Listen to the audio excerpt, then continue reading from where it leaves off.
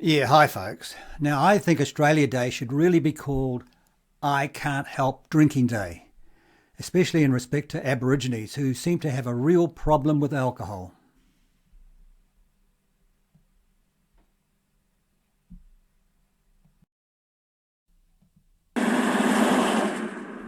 Australia's gold rush of 1885 happened here in the wilds of the far northwest. Heady days now largely forgotten.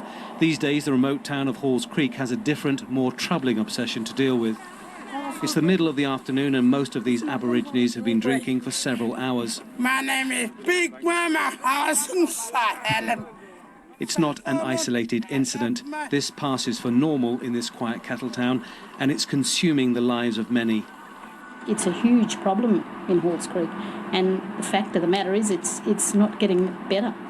It's just getting worse, and it's just out of control.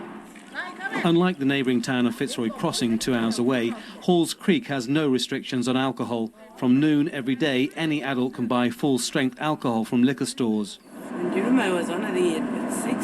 When night comes, the full effect of the non-stop drinking can be seen. It often ends in drunkenness and sometimes violence and increasingly suicide. Faced with limited opportunities, many young people are killing themselves, often after drink and drug binges. This girl is 16. She says she had drunk 6 large cans of beer and some spirits. Normal for her and normal to live among the suicides. Yeah, but grog do make people have suicide, you know? Yeah. No more grog. Next year. And like, it make them like have accident, you know, and make them do hang themselves. Grog is what they call alcohol. Some estimates suggest that in the last 2 years, as many as 200 young people have killed themselves in alcohol-related incidents. I lost a bit of opportunities and I can't help drinking. I can't help drinking. I love that. That's the thing that's in main life of young people, drinking. You know, that's one thing that stops all of us from doing what we want to do.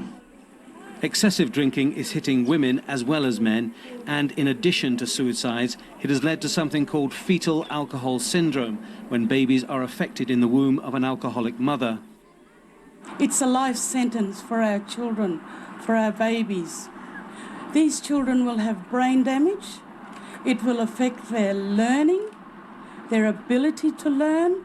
It will affect their ability to work. It's said that half the Aboriginal community in the region are affected in some way by fetal alcohol syndrome, and this is having dire consequences. We're looking at a large cohort of our children and our future leaders going to jail before they have any contribution to come back into our society. Yeah, this guy sounds pissed himself. And their contribution to society will be, you know, constant violence, constant, incidences of burglary, or just the inability to conform with some social norms in our community. At the end of the day, you know, that's the way it is, and people just think that's a normal thing, and they just don't want to stop the grog because they just can't stop it. It's been described as a recipe for disaster. Aboriginal people setting up drinking camps beside major Northern Territory roads because of alcohol bans in their communities. It's resulted in numerous road deaths, and this year alone 4 Aboriginal people have been killed near roadside drinking camps.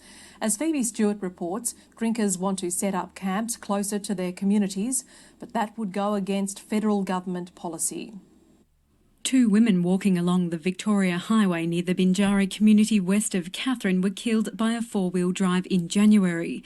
A 30-year-old man was drinking at this Mataranka camp before he was killed on the Stewart Highway. Police say he was lying on the road when he was struck just before 4 o'clock in the morning. And a 26-year-old man was run over at this drinking camp on the Roper Highway. Up to 50 drinkers have been coming here since the intervention banned alcohol in the nearby Jilkmingan community. People get killed there. Well, my 2 nephews got killed just over that road. And that's a public highway. Out of a top of 10, I'd say it was 10. Dangerous. Truck driver Jim King ran over 2 drunk Aboriginal people in 1987. Yeah, and he went off the road to get them.